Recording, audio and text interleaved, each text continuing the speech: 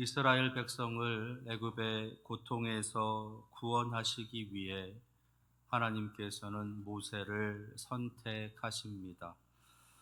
그런데 그렇게 하나님께서 자신을 부르신 것에 대해서 이 모세는 거절하고 있습니다. 지난주에는 그 첫 번째 모세가 거절하는 그 이유에 대해서 우리가 살펴보았습니다. 내가 누구이기에 그들에게 갑니까? 그리고 당신은 누구십니까? 당신을 알지 못하고 당신을 믿지 못하겠습니다. 라고 하는 이유. 자기 자신의 어떤 존재에 대한 의문, 그리고 하나님 존재에 대한 의문. 그래서 자기 자신도 부정하고 하나님도 부정하고 있는 이 모세의 모습. 하나님을 알지 못하겠고, 그래서 하나님을 믿을 수 없습니다. 나라는 존재도 믿을 수 없습니다까지 가고 있는 모세의 거절함에 대해서 하나님께서는 그 모세에게 친절하게 하나님의 이름, 그러니까 여호와, 나는 스스로 있는 자다라는 여호와라고 하는 이름도 알려주시고, 하나님께서 어떠한 일들을 이 땅에 베풀어 주셨는지에 대해서 알려주시고, 더 나아가 장차 이 땅에 어떻게 하나님께서 역사해 주실 것인가에 대해서도 알려주시면서 모세를 믿음의 사람으로 초대하고 계시는 그 하나님을 우리가 만날 수 있었습니다. 오늘은 모세가 하나님의 부르심에 대해서 거절하고 있는 두 번째 그 이유에 대해서 함께 살펴보려고 합니다. 모세가 두 번째 하나님의 그 부르심을 거절하는 이유는 오늘 1절 말씀에 보니까 그들이 나를 믿지 아니하며 내 말을 듣지 아니하고 이르기를 여호와께서 내게 나타나지 아니하셨다 하리이다. 이것이 모세가 하나님의 부르심에 거절하고 있는 두 번째 이유입니다. 그들이 나를 믿지 않습니다. 그들이 나를 믿지 않습니다. 그러니까 이스라엘 백성들이 자신을 거절할 것이다, 자신을 부인할 것이다 라고 하는 거지요. 사람들에게 거절당하고 사람들에게 신뢰받지 못할 것이다 라고 하는 것이 모세의 거절의 이유입니다. 아마도 40년 전에 이 모세가 이스라엘 백성들로부터 거절받았었던 그때의 상처가 다시 떠오르고 있는 모습일 수 있습니다.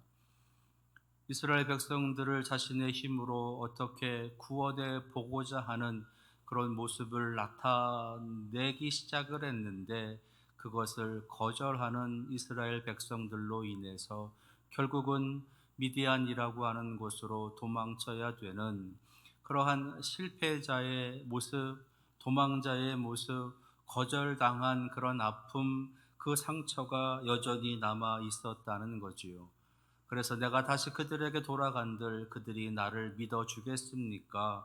나를 의심할 거고, 나를 신뢰하지 못할 거고, 나를 싫어하고, 나를 거부하고, 나를 떠나갈 것입니다. 라고 하는 것이 모세의 거절의 이유입니다.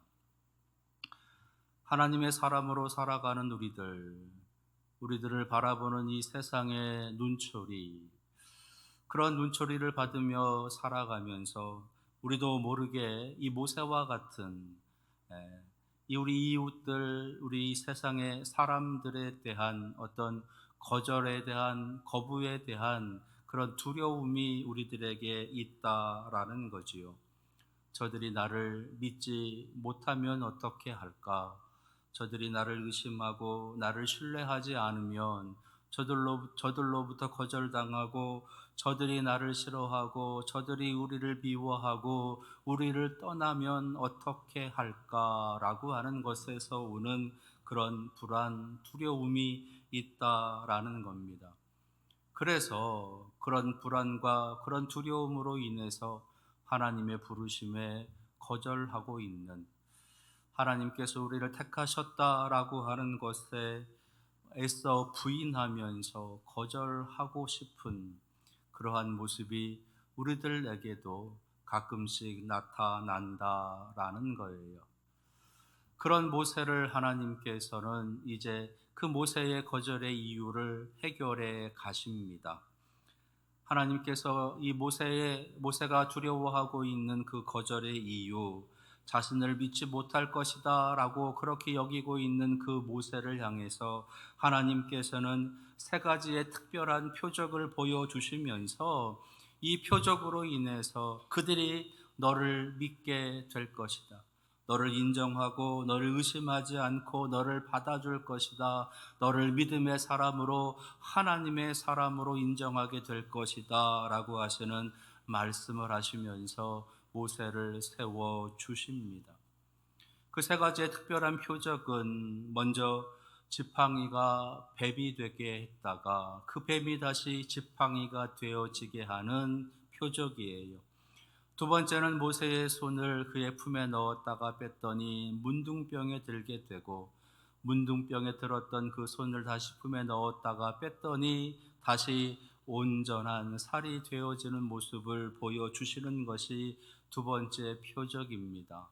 그리고 세 번째 표적은, 그 나일강에 강물을 떠다가 땅에 쏟으라, 그러면 피가 되리라 라고 하시는, 아직은 일어나지 않은 그러한 표적을 또 하나 약속해 주고 계십니다.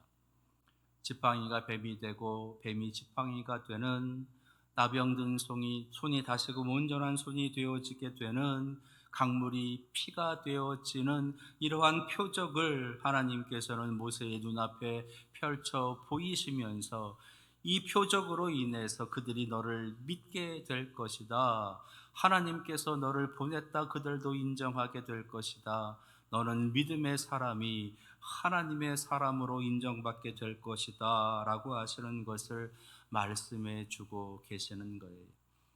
여기에서 이 하나님께서 모세에게 보여주고 계시는 이 표적의 의미가 있습니다. 먼저 지팡이가 뱀이 되고 뱀이 지팡이가 되어지는 이 표적, 여기서의 이 뱀이라고 하는 것은 바로의 왕권을 상징하는 거예요. 여러분들 뭐 영화라든지 또는 여러 어떤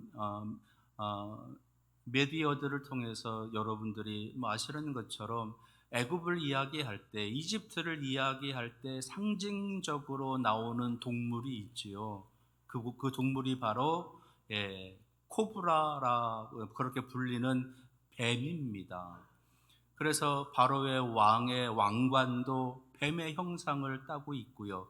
그의 무덤에도 이 코브라, 뱀의 형상이 달려져 있고, 피라미드라고 하는 그 형상에 그들의 무덤 안에서도 이 코브라, 뱀들이 있는 것을 보게 됩니다. 그러니까 이 애굽 사람들, 이집트 사람들에게 있어서의 이 뱀은 바로 그들의 왕권을 상징하는 거예요. 통치를 상징하는, 다스림의 권세를 상징하는 것이 바로 이 뱀이다라는 거예요. 근데 하나님께서는요, 한낱 지팡이가 뱀이 되어지게 되는, 그리고 그 뱀이 다시 지팡이가 되어지는 모습을 보여주신다는 겁니다. 그 말은 왕의 권세를 내가 움직인다라는 거예요. 아주 보잘것없는 지팡이도 왕의 권세를 가질 수 있고, 아무리 높은 왕의 권세를 가진 자라 하더라도 지팡이가 되어버릴 수 있다라고 하는 것. 그 왕의 권세를 주관하는 자는 나다라는 것을 보여주시는 겁니다. 또한 문둥병에 걸린 손이 다시 온전해지게 되는 그런 표적은요, 당시에 이 문둥병이라고 하는 것은 불치병이에요. 죽음으로 향하는 병. 그래서 그 옛날 사람들은 문둥병을 가리켜서 신의 저주다라고 그렇게 부릅니다. 하나님으로부터, 신으로부터 저주를 받아서 그 문둥병에 걸린 것이다라는 거예요. 그런데 그 문둥병이 들었다가 나았다가, 들었다가 나았다가, 그 병을 주기도 하시고 고치기도 하시고 주시기도 하시고 고치기도 하시는 축복과 저주의 그 놀라운 권세가 나에게 있다라고 하는 것을 하나님께서는 보여주시는 겁니다. 그리고 이제 아직 행하지는 않았지만 강물이 피가 되어지는, 이제 장차 모세가 펼치게 될 10가지 재앙 중에서 첫 번째 재앙이라고 할 수 있는 나일 강물이 피가 되어지게 되는, 이것은 생명과 죽음을 상징하는 그 물과 피를 하나님께서 주관하신다라고 하는, 생명과 죽음의 권세가 나에게 있다라고 하는 것을 하나님께서는 보여주시는 거예요. 세상을 통치하고 다스리는 권세가 나에게 있다. 그리고 축복과 저주의 권세가 나에게 있다. 그리고 생명과 죽음의 권세도 나에게 있다. 이것을 드러내는 것이 바로 오늘 모세에게 보여주고 계시는 하나님의 표적의 의미가 되는 겁니다. 이 모든 것이 내 손 안에 있다. 나의 권한에 있다. 내가 주관한다. 내가 창조주고 내가 여호와 스스로 있는 영원한 존재이다라고 하는 것을 보여주시는 거예요. 이 세상 모든 것들의 시작이 나로부터 시작이 되어지고 이 세상 모든 것의 끝도 내가 주장한다라는 겁니다. 시작과 끝이고 처음이고 마지막이고 알파이고 오메가인 존재가 바로 나다라는 것을 보여주시는 거예요. 그러면서 이 표적을 통해서 그들이 믿게 될 것이고, 이 표적을 통해서 너를 믿음의 사람으로 인정할 거다라는 겁니다. 하나님의 통치의 권세를 인정하고 하나님의 그 축복과 저주의 권세를 인정하고 하나님의 생명과 죽음의 권세를 인정하는 그 모습 앞에 저들도 하나님을 믿게 되고 너를 믿게 될 것이다 라고 하시는 말씀을 해주고 계시는 겁니다. 이런 표적이 너에게서 나타나고 그것을 보면서 이스라엘 백성들이 그것을 믿을 것이고 더 나아가 너를 믿게 될 것이다 라고 하시는 그런 내용으로 하나님께서 이 표적을 보여주고 계시는 거예요. 여기서 우리는 우리의 신앙의, 우리의 믿음의 중요성을 깨달아야 됩니다. 세상에 있는 사람들은, 믿지 아니하는 사람들은 바로 우리의 믿음을 보면서 그들이 믿음을 시작하게 된다는 거예요. 우리가 모든 통치의 권세가 하나님 앞에 있음을, 모든 축복과 저주의 권세가 하나님께 있음을, 모든 생명과 죽음의 권세가 하나님께 있음을 믿음으로 고백하며 살아가는 우리의 믿음의 삶의 모습으로 인해서 세상에 있는 자들도, 믿음을 갖지 않고 있는 자들에게도 그 믿음이 시작되어진다는 겁니다. 그러니까 우리의 믿음을 보고 그들이 하나님의 존재를 인식하게 되고, 우리의 믿음의 삶을 보고 그들이 하나님에 대해서 알아가게 되고, 우리의 믿음의 삶의 모습을 그들이 보면서 하나님에 대해서 어렴풋이 믿음을 갖기 시작을 하고, 우리들의 삶의 모습을 통해서 그들이 하나님을 믿게 되는, 믿음의 자녀의 권세를 누리게 되는 그런 놀라운 역사가 일어난다라는 거예요. 그러니까 우리의 믿음의 모습이 우리 한 개인의 신앙, 개인의 믿음일 뿐만 아니라 전 공동체적인 믿음의 모습, 전 우주적인 믿음의 모습이 되어지는 것을 말씀해 주고 계시는 겁니다. 내 믿음을 보고 믿지 않는 자들이 믿음을 시작한다는 거예요.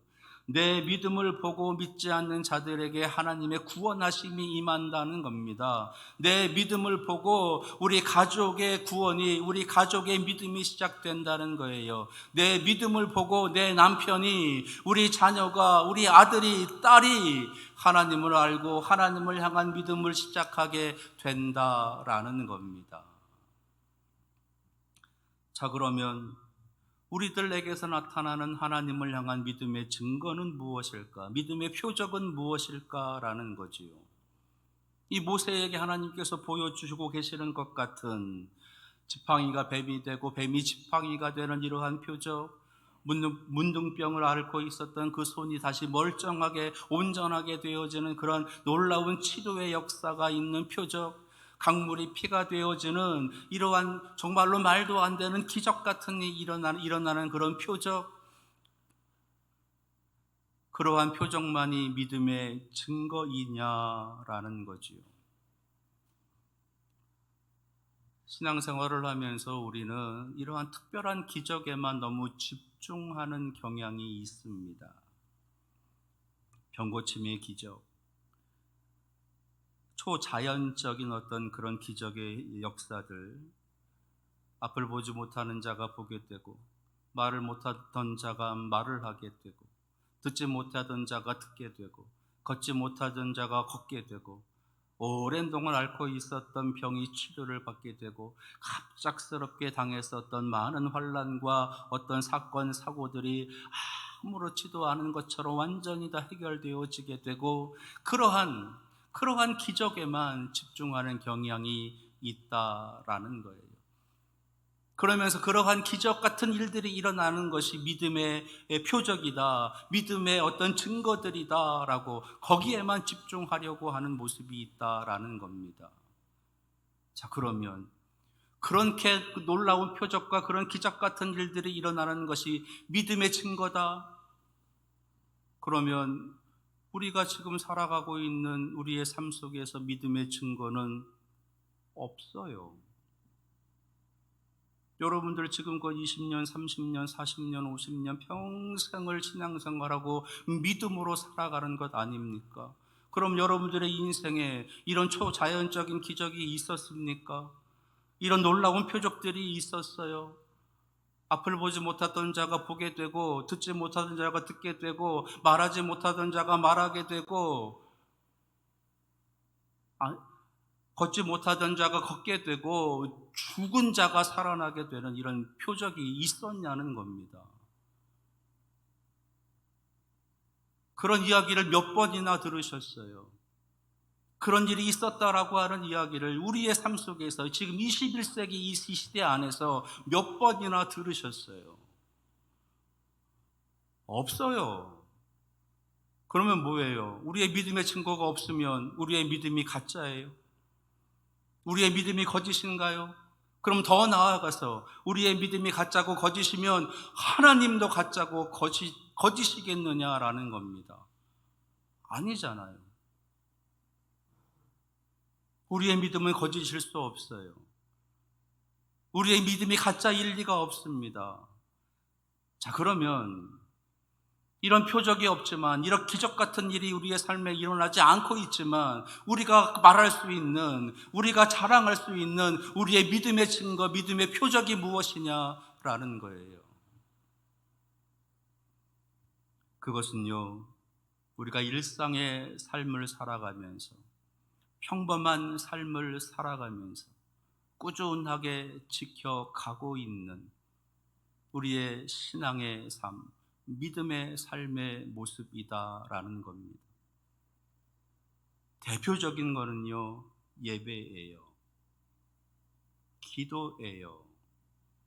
말씀에 순종하며 살아가는 거예요. 그리고 우리의 입을 열어서 간증하는 겁니다. 하나님께서 나를 이렇게 사랑해 주셨어요. 하나님께서 내 기도에 이렇게 응답해 주셨어요. 내가 이런 중에 있을 때에 하나님께서 나에게 이런 은혜를 베풀어 주셨어요. 그렇게 말하면서 간증하고 자랑하고 찬양하는 겁니다.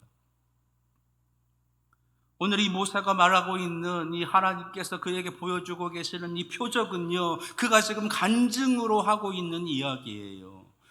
내가 하나님을 향한 믿음이 연약하고 그들이 나를 믿지 못할 것 같은 그런 두려움에 빠졌을 때에 하나님께서 나에게 이런 표적을 보여주시면서 그들이 나를 믿게 될 것이라고, 나로 하여금 하나님을 믿는 믿음의 사람으로 살아가라고, 하나님께서 쓰시는 하나님의 거룩한 일꾼으로 살아갈 수 있는 능력을 이렇게 주셨노라고 간증하고 있는 겁니다. 그 속에서 하나님을 예배하고 하나님께 기도하고 하나님의 놀라운 은혜를 찬양하고 간증하고 있는 것이에요.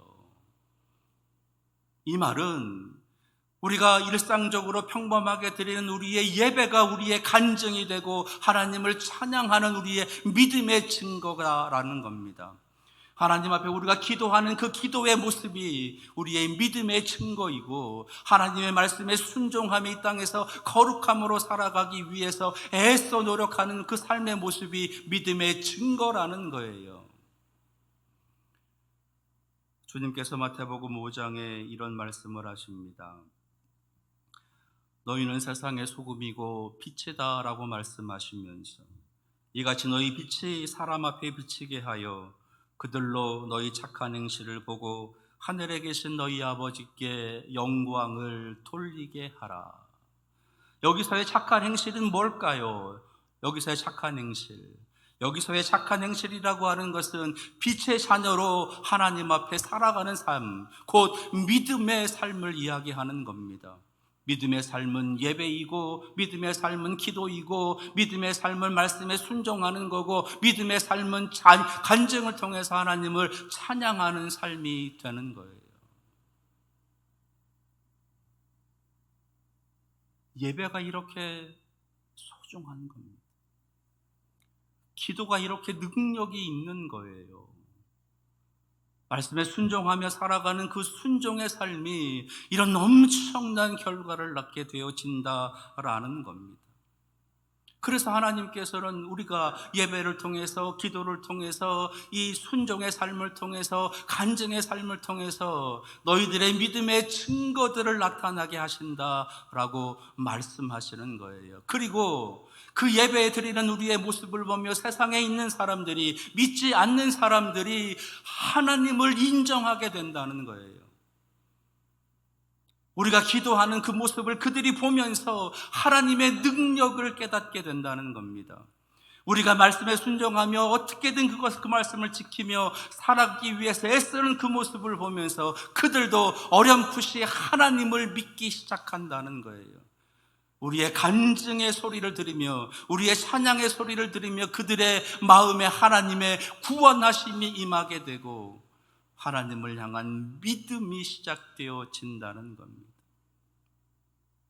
그래서 우리는 예배를 드려야 돼요. 그래서 우리는 기도해야 되고, 그래서 우리는 말씀에 순종하는 삶을 살아야 되고, 그래서 우리는 간증의 삶을 살아가야 되는 겁니다. 언제부턴가 이 믿음의 증거, 우리의 예배, 우리의 기도, 우리의 순종, 우리의 간증이 습관처럼 되어졌어요. 가볍게 여겨졌어요. 우습게 여겨졌습니다. 우리가 가볍게 여기고 우리가 우습게 여기면 저들은 더 가볍게 여기고 더 우습게 여긴다는 거예요. 그러나 우리가 목숨처럼 그것을 소중하게 여기면 그들도 감히 함부로 우리의 예배에, 우리의 기도에, 우리의 순종의 삶을 함부로 여길 수 없다라는 거예요. 더 나아가 우리가 그렇게 목숨 걸고 지키고 소중하게 여기는 것을 그들도 결국은 인정하게 되는, 그들도 하나님을 인정하고 하나님의 구원을 받게 되는 통로가 되어진다는 겁니다. 주 5일자가 시작이 되면서 주말에 이런저런 레저 활동들을 하시는 일들이 많이 여기저기서 일어납니다. 또 요즘에는요, 이제 밖에 나아가서 텐트를 치고 이제 그렇게 생활하는 그런 모습들, 그런 일들이 캠핑한다, 뭐 캠프 나간다, 뭐 그런 일들이 곳곳에서 벌어져요.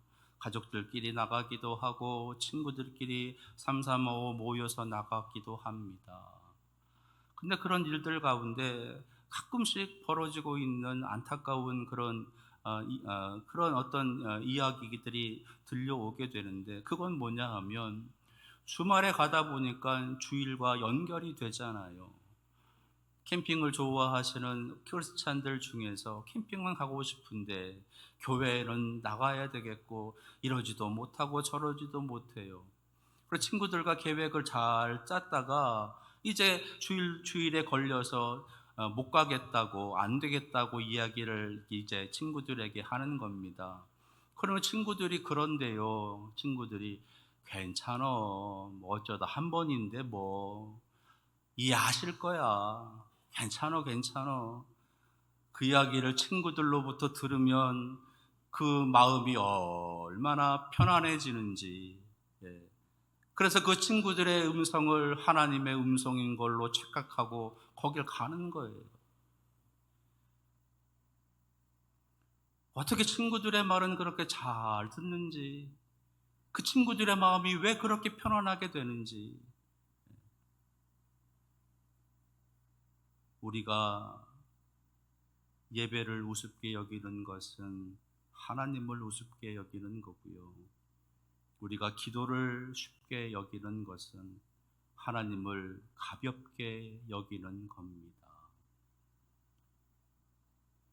그래서 우리는 예배와 기도, 순종의 삶과 간증의 삶을 멈춰서는 안 돼요. 포기해서도 안 됩니다.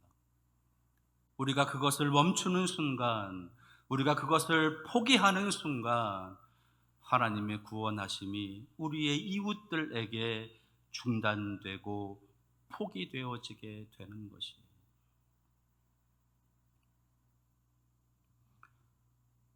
우리가 알지 못하는 누군가를 구원하시려고, 또는 우리가 너무도 잘 알고 있는 우리의 지인들을 구원하시기 위해서 하나님께서는 우리를 선택하신 겁니다. 그런 선택을 받은 우리 믿음의 사람들은 우리의 일상의 삶 속에서 그 믿음의 증거들을 끊임없이 드러내면서 살아가야 돼요. 예배의 모습, 기도의 모습, 그리고 순종의 모습과 간증의 삶을 끊임없이 살아내야 되는 겁니다. 항상 기뻐하라, 쉬지 말고 기도하라, 범사에 감사하라. 이것이 바로 하나님의 뜻이다, 믿음의 증거다라고 말씀하시는 겁니다. 결국 그들도 우리를 인정하게 되고 하나님을 인정하게 되는 놀라운 구원의 역사가 거기서부터 시작되고 있음을 다시 한번 여러분들 마음에 깊이 새기시면서 어떻게든 믿음의 증거들을 지키기 위한 삶을 살아가시는 우리 사랑하시는 성도들 다 되시기를 축원합니다. 기도하겠습니다.